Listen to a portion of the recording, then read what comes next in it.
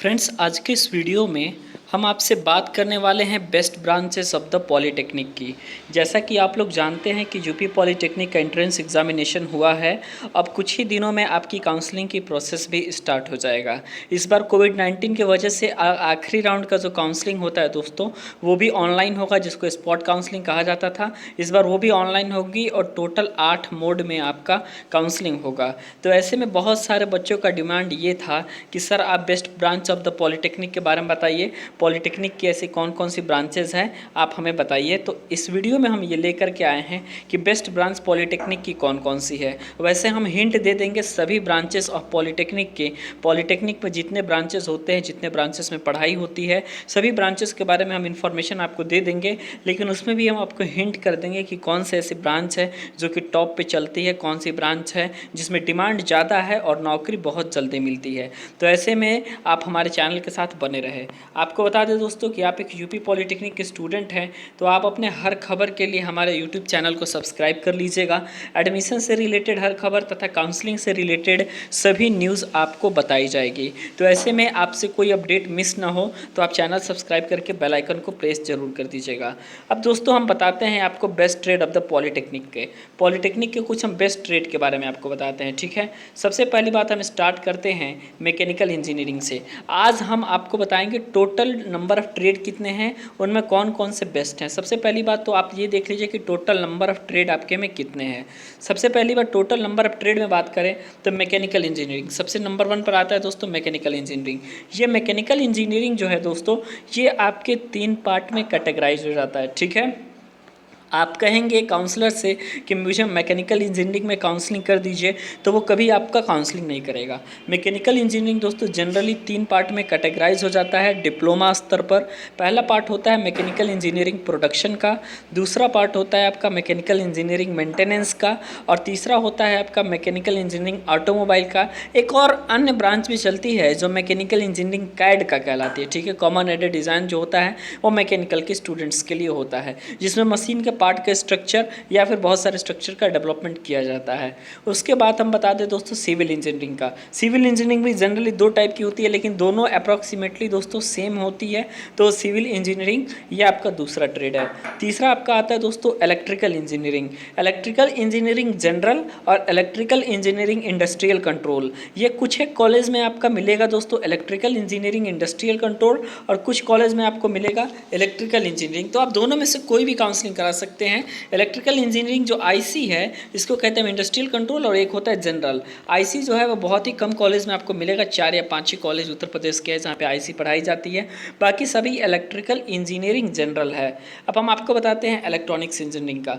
Electronics engineering भी UP polytechnic का branch है, और इलेक्ट्रॉनिक्स इंजीनियरिंग और साथ ही साथ आपका इलेक्ट्रॉनिक्स एंड कम्युनिकेशन इंजीनियरिंग, ये दोनों अलग अलग चीज़ें हैं। और दोनों आपका यूपी पॉलीटेक्निक के कॉलेज के हिसाब से आपको पता चल जाएगा कि किस कॉलेज में आपका इलेक्ट्रॉनिक्स इंजीनियरिंग के स्टूडेंट है और किस कॉलेज में आपका इलेक्ट्रॉनिक्स एंड कम्युनिकेशन इंजीनियरिंग का है। तो कितनी सीटें हैं ये भी हम आपको बता देंगे। लेकिन फ़िलहाल आज का जो वीडियो होगा इसमें सिर्फ और सिर्फ हम आपको ट्रेड के बारे में थोड़ा बहुत हिंट करेंगे, ताकि आप अपने दिमाग में एक आइडिया लगा पाएँ कि हमारा जो ट्रेड है वो कौन सा हमको लेना बेनिफिट रहेगा। आगे ट्रेड के ऊपर बहुत सारी वीडियोज़ आएंगी, लेकिन फ़िलहाल ये एक इंट्रोडक्शन वीडियो की तरह है जिसमें आपको ट्रेड के बारे में जनरली इन्फॉर्मेशन दे दिया जा रहा है कि इतने ट्रेड जो हैं आपके पढ़ाए जाते हैं यूपी पॉलीटेक्निक में। अगला आता है दोस्तों ऑटोमोबाइल इंजीनियरिंग। जैसा कि आप जानते हैं कि 4 व्हीलर्स जो कार हैं उनकी डिमांड इंडिया में काफ़ी ज़्यादा है, तो इसके क्षेत्र में जो काम होता है दोस्तों ये आपके ऑटोमोबाइल इंजीनियरिंग के क्षेत्र से आता है।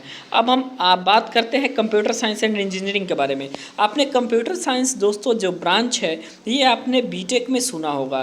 कंप्यूटर साइंस से सीएस से लड़का बीटेक कर रहा है, या फिर सीएस से कोई बीटेक कर रहा है, आईटी से बीटेक कर रहा है। लेकिन ये कंप्यूटर एंड साइंस इंजीनियरिंग से जो डिप्लोमा है दोस्तों ये हाल ही में आया है, ये कोई बहुत ज़्यादा पुराना ट्रेड नहीं है। तो कंप्यूटर साइंस एंड इंजीनियरिंग भी एक डिप्लोमा का 3 वर्षीय मतलब कि 3 साल के डिप्लोमा का एक कोर्स है कंप्यूटर साइंस एंड इंजीनियरिंग। काफ़ी अच्छा स्कोप है दोस्तों इस क्षेत्र में, ठीक है। और आगे स्टूडेंट यदि पढ़ाई करना चाहते हैं, डिप्लोमा के बाद काफ़ी सारे स्टूडेंट पढ़ाई करना चाहते हैं, तो ऐसे में वो बीटेक उनके लिए बहुत ज़्यादा आसान हो जाता है यदि वो कंप्यूटर एंड साइंस इंजीनियरिंग लेते हैं तो। क्योंकि दोस्तों बीटेक की बात करें तो बीटेक में आपका कंप्यूटर साइंस का बहुत ज़्यादा डिमांड है। सीएस, इलेक्ट्रॉनिक्स और आईटी, ये तीनों का ज़्यादा डिमांड रहता है आपके बीटेक में। अब हम बात करते हैं आर्किटेक्चरल असिस्टेंटशिप का। आर्किटेक्चर एक ऐसा ब्रांच होता है दोस्तों, इसमें भी 3 वर्षीय डिप्लोमा। मैं आपको बता दूँ, जो सिविल इंजीनियरिंग आपने ऊपर देखा और जो आर्किटेक्चर इंजीनियरिंग आपको देख रहे हैं, ये दोनों का सिलेबस काफ़ी ज़्यादा सेम है दोस्तों, लेकिन डिफरेंस केवल इस तरीके से है कि जो भी मकान का नक्शा वगैरह पास होता है या फिर कोई होटल बन रहा है उसका नक्शा पास हो रहा है, ये सब आर्किटेक्चर क्या करते हैं, और पास होने के बाद जो काम होता है वो सब सिविल इंजीनियरिंग के अंतर्गत आता है। तो ये आपके आर्किटेक्चर असिस्टेंटशिप की बात रही। केमिकल इंजीनियरिंग की बात करें तो केमिकल इंजीनियरिंग भी दोस्तों 3 वर्षीय डिप्लोमा है। केमिकल की बहुत सारी ऐसी कंपनियां, फर्टिलाइज़र की कंपनी, मैन्योर बनाने की कंपनी, दवा बनाने की कंपनी, इन सभी में दोस्तों केमिकल इंजीनियरिंग के स्टूडेंट्स जाते हैं और काफ़ी अच्छा केमिकल इंजीनियरिंग के स्टूडेंट्स का इसमें डिमांड भी रहता है। अब दोस्तों हम बात करते हैं कॉस्मेटोलॉजी एंड हेल्थ का। ये 2 साल का आपका डिप्लोमा है। आपके नर्सिंग वगैरह का जो कोर्स होता है इसमें ये बहुत ज़्यादा इम्पॉर्टेंट है। अब हम कुछ बेस्ट ट्रेड के बारे में बात कर लेते हैं जिनमें काफ़ी ज़्यादा स्कोप भी है। साथ ही साथ जो पॉलिटेक्निक करने वाले स्टूडेंट होते हैं वो मैक्सिमम इन ट्रेड्स का डिमांड करते हैं और मैक्सिमम इन्हीं ट्रेड्स को लेते हैं। इसमें हम बात करें मैकेनिकल इंजीनियरिंग की तो जाहिर सी बात है दोस्तों, मैं आपको बता दूं मैकेनिकल इंजीनियरिंग जनरली 4 टाइप के। पहला टाइप इसका हो गया मैकेनिकल इंजीनियरिंग का मैकेनिकल इंजीनियरिंग प्रोडक्शन, दूसरा हो गया मैकेनिकल इंजीनियरिंग मेंटेनेंस, तीसरा हो गया mechanical engineering common aided design, उसके बाद हो गया आपका मैकेनिकल इंजीनियरिंग आपका ऑटोमोबाइल। इस तरीके से आपका मैकेनिकल इंजीनियरिंग जो है या फाइनली जो है आपके 4 पार्ट में बढ़ जाता है। Civil engineering, mechanical engineering, electrical engineering, इन तीनों का डिमांड दोस्तों सबसे ज़्यादा है। और इन तीनों का डिमांड होने के साथ साथ दोस्तों आपको बता दें ये जो ट्रेड हैं ये काफ़ी ज़्यादा काउंसलिंग में बहुत ज़्यादा स्टूडेंट्स जो है ये काउंसलिंग में पार्टिसिपेट करते हैं। तो इनका कोशिश यही रहता है कि मैकेनिकल इंजीनियरिंग, सिविल इंजीनियरिंग तथा इलेक्ट्रिकल इंजीनियरिंग उनको मिले।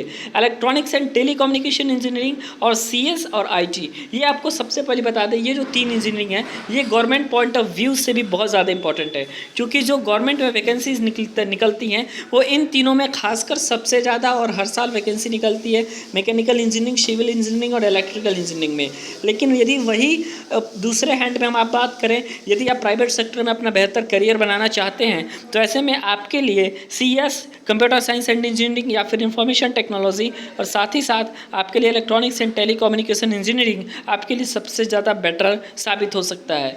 तो ऐसे में आप जो यदि विदेशों में जाना चाहते हैं या फिर फॉरेन कंट्री में जॉब करके भी बढ़िया इनकम करना चाहते हैं या फिर आप प्राइवेट सेक्टर में यदि करियर बनाना चाहते हैं तो etc, electronics and telecommunication engineering, computer science and engineering और साथ ही साथ इंफॉर्मेशन टेक्नोलॉजी आपके लिए बेहतर विकल्प रहेगा। साथ ही साथ यदि आप बीटेक करना चाहते हैं तो भी उस दृष्टिकोण से भी आपका ये तीनों ट्रेड जो है बेहतर विकल्प साबित होगा। वीडियो देखने के लिए आप सभी का बहुत बहुत धन्यवाद।